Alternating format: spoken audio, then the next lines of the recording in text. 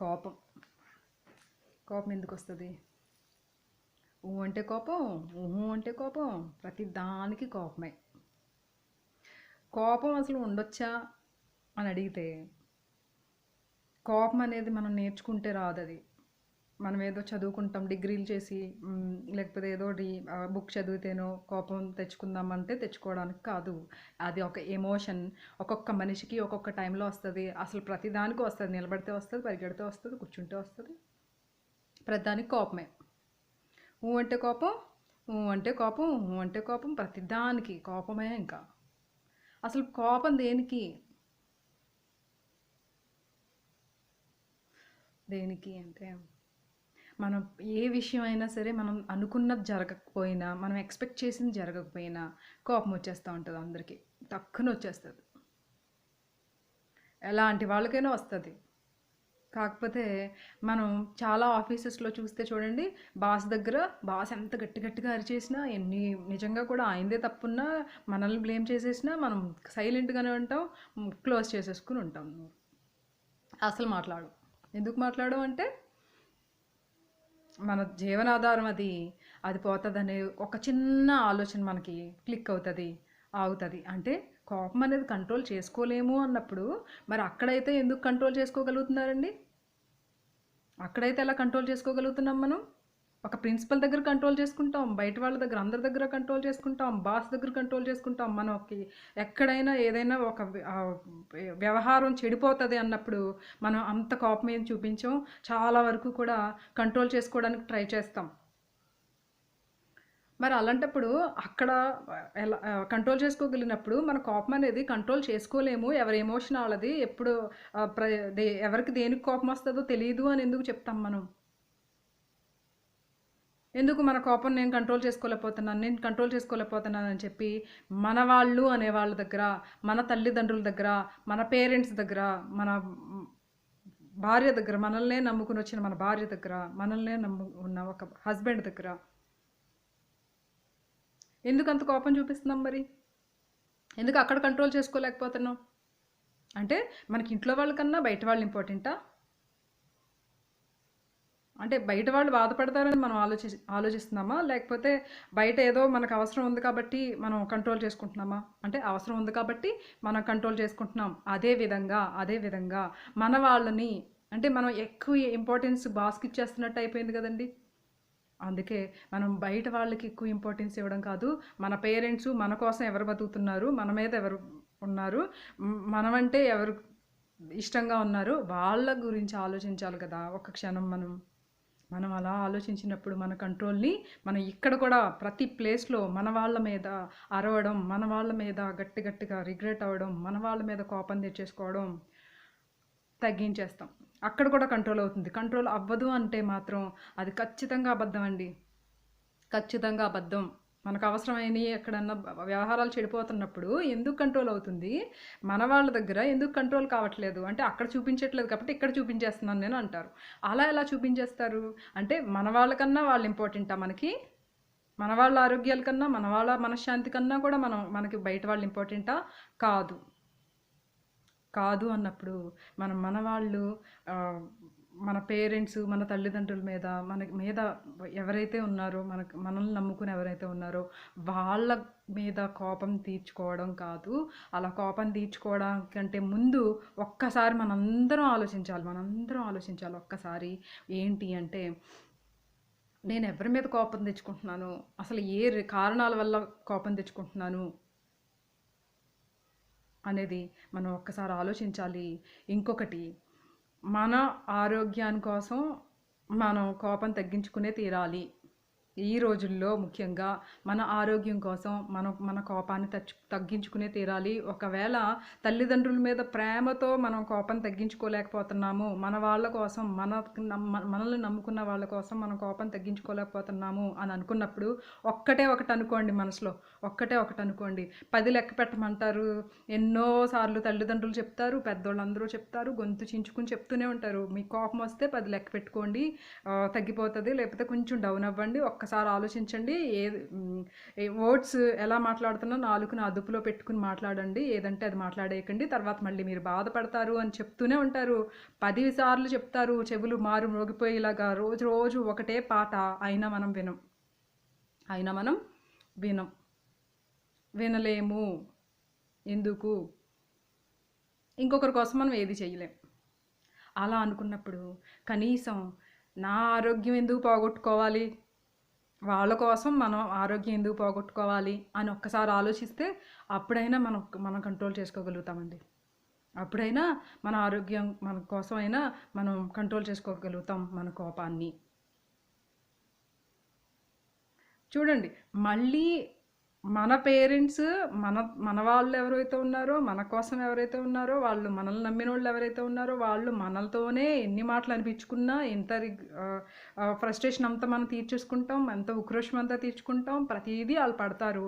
పడి కూడా మళ్ళీ మన కోసం ఆలోచిస్తారు. ఏమనో తెలుసా అండి?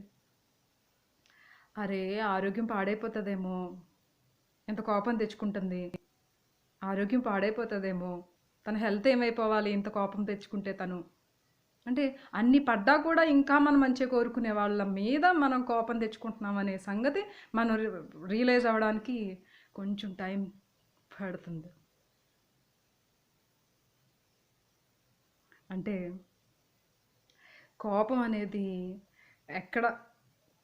ఎక్కడ ఏ రీజన్ వల్ల ఎవరికి కోపం వస్తుంది అనేది మనం ఎవ్వరూ చెప్పలేం. నాకు ఒకలాగా కోపం వస్తుంది, మీకు ఒకలాగా కోపం వస్తుంది. నేను ఇప్పుడు ఎవరికైనా ఏదైనా అనుకుంటే యూనివర్సల్గా ఒక రీజన్ ఏంటంటే మనం ఎక్స్పెక్ట్ చేసింది ఏ పనైనా ఏ వ్యవహారమైనా జరగనప్పుడు. ఇంకొక రీజన్, మనం ఎక్స్పెక్ట్ చేసినట్టు మనం ఎవరి దగ్గర నుంచి అయినా ఒక ఏది రావాలి అవుట్పుట్ వాళ్ళ నోట్లో నుంచి, వాళ్ళ ఆన్సర్, వాళ్ళ జవాబుని మనం ముందే ఎక్స్పెక్ట్ చేసి పెట్టుకుంటాం. ఈ జవాబు ఇస్తే బాగుండు ఆ వ్యక్తి, పలానా వ్యక్తి అని మనం పెట్టుకుంటాం. ఆ వ్యక్తి అదే జవాబు ఇవ్వలేదంటే మనకి రిగ్రెట్ వచ్చేస్తుంది, కోపం వచ్చేస్తుంది, బుస్మని వస్తుంది, లేచి కూర్చుంటాం. ఎలా అంటే అలా మాట్లాడతాం. ఒక్కొక్కసారి అయితే అదుపు అనేది కూడా లేకుండా ఎంత గట్టిగా ఎలా అంటే అలా మాట్లాడతాం. మళ్ళీ దాన్ని తిరిగి కూడా ప్లీజ్ లేని విధంగా కూడా ఒక్కొక్కసారి మాట్లాడేస్తూ ఉంటాం. దానివల్ల మన బంధాలు అనేవి తగ్గిపోవచ్చు, మనకు కావాల్సిన వాళ్ళు మనకు దూరం అయిపోవచ్చు. ఇన్ని అనర్థాలకి కారణం ఏంటి అంటే ఒకటి కోపం. యాంగ్రీని ఎలా పోగొట్టుకోవాలి? కోపం మంచిది కాదంటున్నారు కదా మేడం, మరి కోపాన్ని ఎలా తగ్గించుకోవాలి అంటే ఒక్కసారి ఆలోచిద్దాం. మన హెల్త్ పాడైపోతుందని ఆలోచిద్దాం. నా హెల్త్ ఎందుకు పాడు చేసుకోవాలి వేరే ఒకటి గురించి అని ఆలోచించేద్దాం మనం ఒకసారి. అప్పుడు మన కోపాన్ని కంట్రోల్ చేసుకోగలుగుతామేమో. ట్రై చేద్దాం అది కూడా. ఇంకొకటి, మన వాళ్ళకంటే మనకు పరాయి వాళ్ళు ఏం ముఖ్యం కాదు. బాస్ దగ్గర బాగానే ఉంటున్నాం, ప్రిన్సిపల్ దగ్గర బాగానే ఉంటున్నాం, ఎవరి దగ్గర అయితే స్ట్రాంగెస్ట్ పర్సన్స్ ఉన్నారో వాళ్ళందరి దగ్గర మనం తల వంచుకుని బతుకుతున్నాం.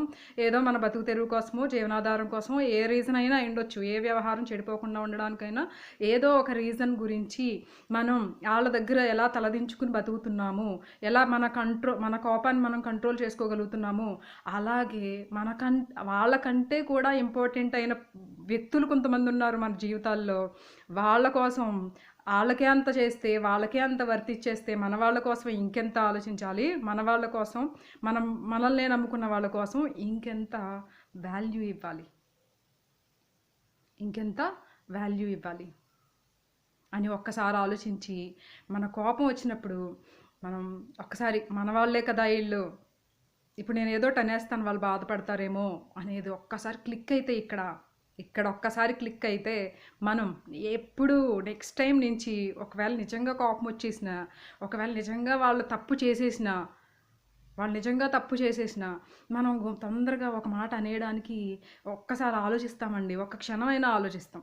ఒక క్షణం ఆలోచించి ఫాస్ట్‌గా మాట్లాడే మాటలైతే చాలా వచ్చేస్తాయి. మనకు తెలియకుండానే మనం చాలా మాట్లాడేస్తాం. చాలా బాధ పెట్టేస్తాం. అవి వాళ్ళకి కొన్ని ఇక్కడ గుచ్చుకుంటాయి. చాలా హర్ట్ అవుతారు. అదంతా మనం తప్పించాలంటే ఒక్క క్షణం మనం ఆలోచిద్దాం. ఒక్క క్షణం ఆలోచించి మన వాళ్ళని కదా మనం అంటున్నాం. ఛ! మన వాళ్ళని మనం బాధ పెడుతున్నాం ఏంటి? మన వాళ్ళ మీద మనం ఉక్రోషమా?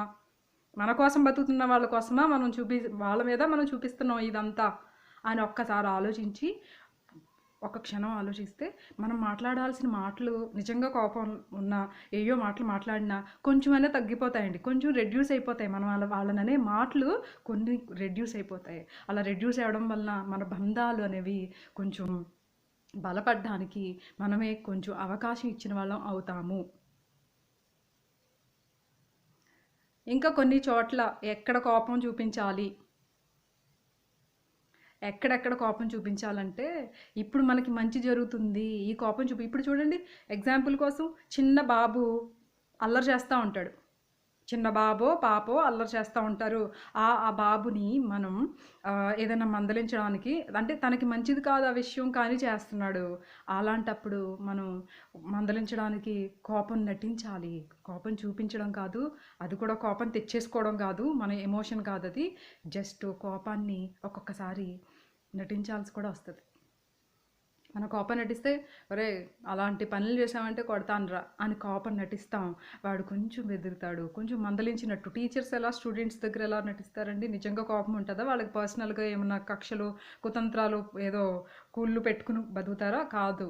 టీచర్స్ కూడా స్టూడెంట్స్ దగ్గర వాళ్ళ చదువు కోసం వాళ్ళ బాగు కోసం ఏదో కొంచెం మందలించడానికో కోపం చూపిస్తారు. అలాగే మనం కూడా చూపించాలి. ఎక్కడ అవసరమో అక్కడ చూపించాలి.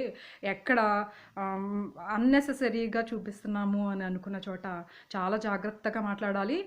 మాటల్ని మాత్రం చాలా పొదుపుగా వాడడం అనేది మనం అందరం కూడా నేర్చుకోవడం వల్ల మన బంధాలు గట్టిగా బలంగా నిలబడతాయి. మా ఆప్యాయతలు పెరుగుతాయి. ఎలాంటి అనర్థాలు కోపం వలన చాలా అనర్థాలు జరుగుతున్నాయి. మన హెల్త్ ఇష్యూస్ ఇంకా చాలామందికి దూరం అయిపోతూ ఉంటాం. మన దగ్గర వాళ్ళకి ఒక్కొక్కసారి మన ఇంకోటి ఏదో టెన్షన్లో వస్తాం, ఇంకోటి ఏదో చూపిస్తాం. వాళ్ళ మీద చూపించడం వలన వీళ్ళు కూడా బాధపడతారు. అలా అంటే మన వాళ్ళని మనమే బాధ పెట్టుకోవడానికి ఇంకా దేనికండి మనం? అంటే మనం మన వాళ్ళని మనమే బాధ పెట్టుకోవడానికా ఇది? కాదు కదా. మనం ఏదో సాధిస్తాము, ఏదో చేసేస్తాము అని పెద్దవాళ్ళు అనుకుంటారు. చెయ్యకపోయినా పర్వాలేదు, అట్లీస్ట్ వాళ్ళని బాధ పెట్టకుండా ఉండడానికైనా మనం అందరం ప్రయత్నిద్దాం. తన కోపమే తనకి శత్రువు.